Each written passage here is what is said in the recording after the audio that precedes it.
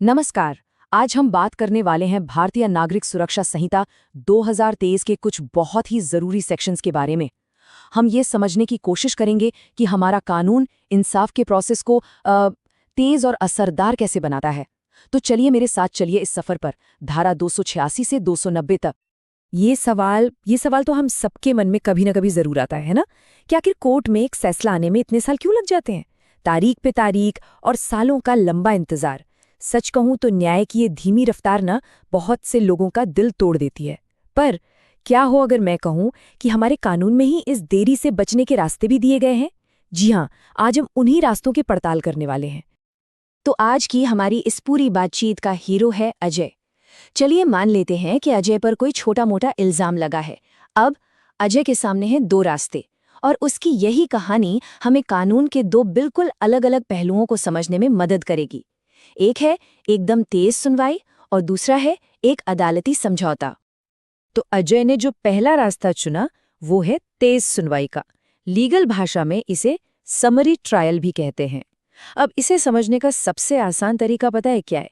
इसे समझिए न्याय का T20 मैच। जी हाँ, जहां टेस्ट मैच की तरह सालों तक केस नहीं खिंचता, बल्कि एकदम फटाफट कम फॉर्मेलिटीज के साथ एक तेज और सही फैसले पर पहुंचने का गोल होता है।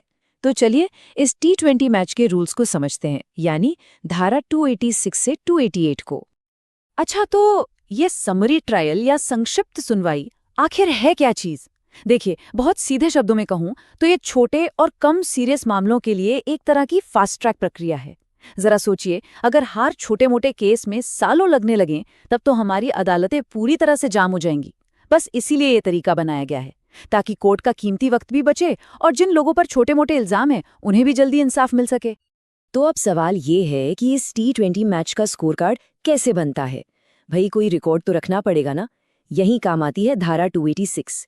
ये धारा मजिस्ट्रेट को बताती है कि अजय के केस से जुड़ी हर छोटी बड़ी बात को रिकॉर्ड करना है। ये समझिए कि ये केस की एक जन्म पत्री है, जिसमें सब कुछ एवरीथिंग साफ साफ लिखा होता है। क्यों? ताकि तेजी के चक्कर में कोई गड़बड़ी ना हो जाए। और देखिए, कानून कितनी बारीकी से हर चीज का हिसाब रखता है।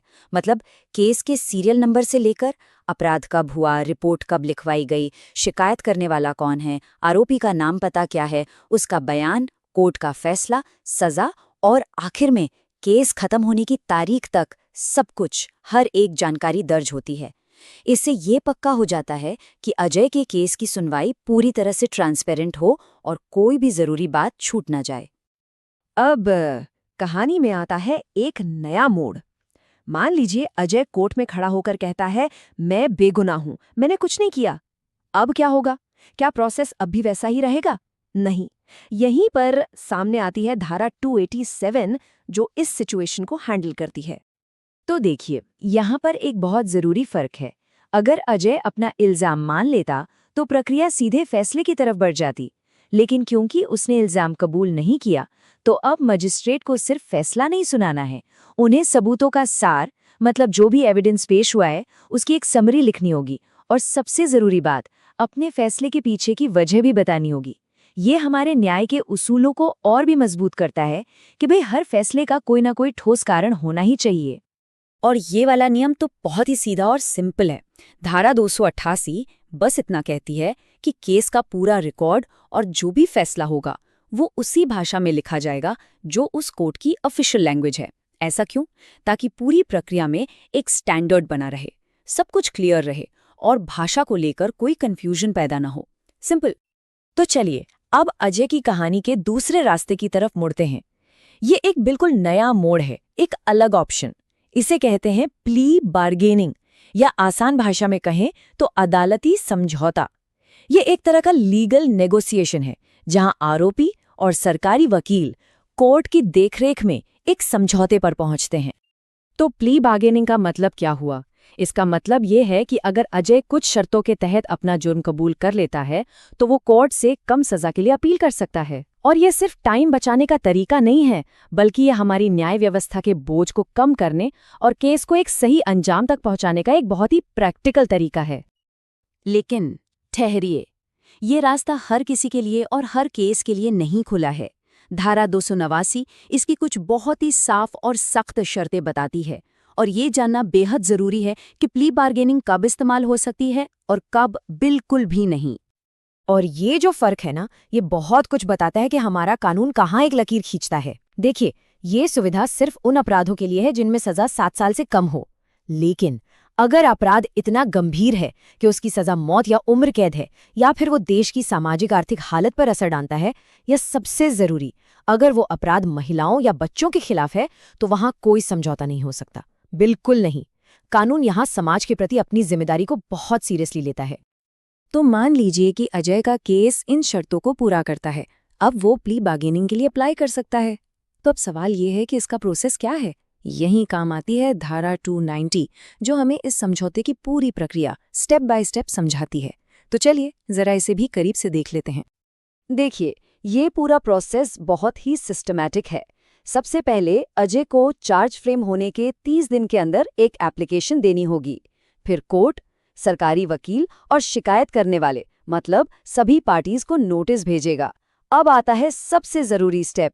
जज बंद कमरे में अकेले में अजय से बात करेंगे, ये पक्का करने के लिए कि उस पर कोई दबाव तो नहीं है और वो अपनी मर्जी से ये अर्जी दे रहा है।